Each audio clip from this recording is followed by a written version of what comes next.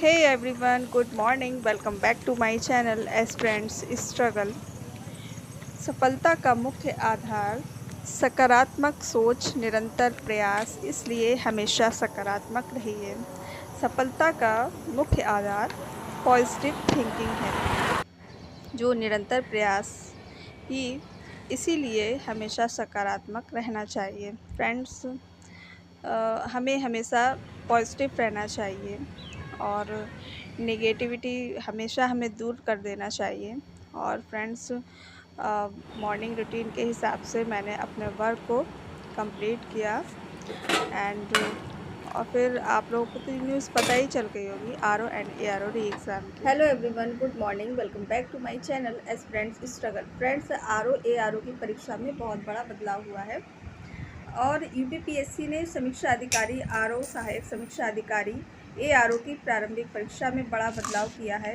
प्रारंभिक परीक्षा में अब केवल एक ही प्रश्न पत्र होगा। परीक्षा 3 घंटे की होगी। एक ही पेपर में सामान्य अध्ययन व सामान्य हिंदी के प्रश्न शामिल होंगे। यह संशोधन आर ओ एआरओ प्रारंभिक परीक्षा 2023 से लागू कर दिया गया है। ये परीक्षा 11 फरवरी 2024 को आयोजित की गई थी, लेकिन पेपर लीक होने के कारण निरस्त कर दी गई। आयोग के कैलेंडर में 22 दिसंबर 2024 को पुनः परीक्षा प्रस्तावित है। आयोग की परीक्षा नियंत्रक हर्षदेव पांडे के अनुसार प्रश्न पत्र का नाम सामान्य अध्ययन एवं सामान्य हिंदी, सामान्य शब्द ज्ञान एवं व्याकरण होगा। इसमें वस्तुनिष्ठ प्रकार के प्रश्न पूछे जाएंगे। पेपर में 200 प्रश्न होंगे, जिनमें 140 प्रश्न सामान्य अध्ययन और 60 प्रश्न सामान्य हिंदी के होंगे। प्रश्न पत्र 200 अंकों का होगा और प्रत्येक प्रश्न के लिए 1 अंक निर्धारित होगा। परीक्षा फ्रेंड्स, कहने का सार ये है कि पहले जो पेपर 2 शिफ्ट में होता था, first shift and second shift में फ्रेंड्स, तो अब पहले जीके का हो जाता था फर्स्ट शिफ्ट में और फिर सेकंड में हिंदी का रहता था। हिंदी में 60 क्वेश्चन पूछे जाते थे। तो अब वो पेपर एक ही होगा, 3 घंटे का होगा। तो उसमें 140 क्वेश्चन सामान्य अध्ययन के रहेंगे और 60 क्वेश्चन हिंदी के रहेंगे।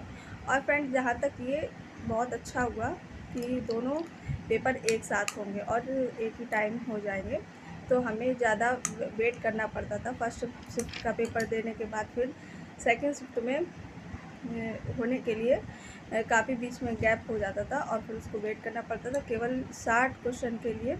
और इसलिए ये बहुत अच्छा हुआ, बहुत अच्छा बदलाव हुआ। और आपकी क्या राय है कमेंट सेक्शन में ज़रूर बताइए। और फ्रेंड्स, सफलता का मुख्य आधार सकारात्मक सोच और निरंतर प्रयास इसलिए हमेशा हमें सकारात्मक रहना है और निरंतर प्रयास करते रहना है। जब हम सकारात्मक रहेंगे और नकारात्मक नहीं रहेंगे तो फिर हम तभी निरंतर प्रयास कर पाएंगे। नहीं तो अगर हम नकारात्मक रहेंगे और नेगेटिव चीज़ों को थिंक करेंगे और ओवर थिंक करेंगे तो फिर हम नहीं कर पाएंगे, क्योंकि हम बहुत जल्दी डिमोटिवेट भी हो जाते हैं। और इसलिए हमें अपने आसपास का एटमॉस्फेयर खुद स्वयं ही ऐसा क्रिएट करना पड़ेगा जो हमें मोटिवेट करे और हम मोटिवेट रहें। किसी की भी बातों का हम पर कोई फ़र्क नहीं पड़ना चाहिए और हमेशा सकारात्मक ही रहना चाहिए। और इसीलिए सफलता का मुख्य आधार सोच पर डिपेंड करता है कि आप सोच कैसी रखते हैं और कॉन्टिन्यूअस हमको प्रयास करना। यदि जीवन में उजाला चाहिए तो खुद का दिया जलाना होगा फ्रेंड्स। अगर हमें अपनी लाइफ में कुछ आगे करना है, बढ़ना है, तो हमें खुद ही मेहनत करना होगी, ना कि कोई दूसरा करेगा मेहनत। और हमको ही करना पड़ेगी मेहनत, नहीं तो हम अपनी लाइफ में नहीं जला पाएंगे दिया। दूसरों की मोमबत्ती के सहारे ज़िंदगी रोशन नहीं हुआ करती फ्रेंड्स।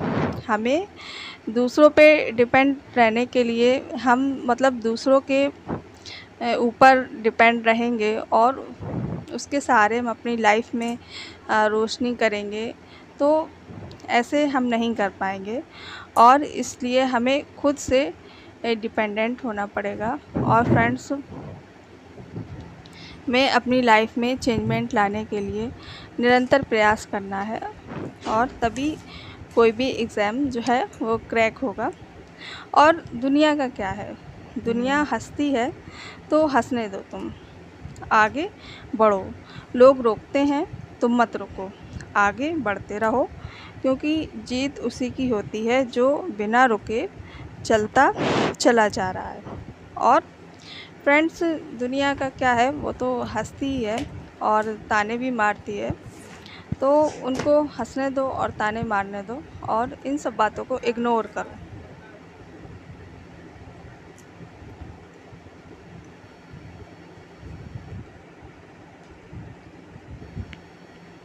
एंड फ्रेंड्स, निरंतर प्रयास करते रहना है हमें, और अपने स्टडी को कंटिन्यू करते रहना है, उसमें कोई भी कमी नहीं होने देना है। इस तरह से हमको कोई भी एग्ज़ाम क्रैक करना है तो हमको पूरा स्टडी पर फोकस करते रहना है फ्रेंड्स, और हम तभी अपना एग्ज़ाम में अच्छे से परफॉर्मेंस कर पाएंगे।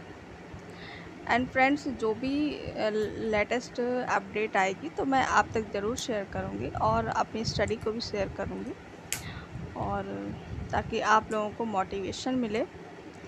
एंड फ्रेंड्स, ये इवनिंग में मेरे हस्बैंड मेरे लिए और बच्चों के लिए लेकर आए थे।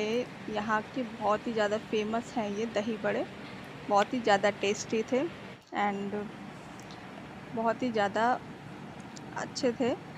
एंड फ्रेंड्स, आपकी लाइफ में पॉजिटिविटी ऐड करती रहूँगी। Bye bye and take care, like and subscribe.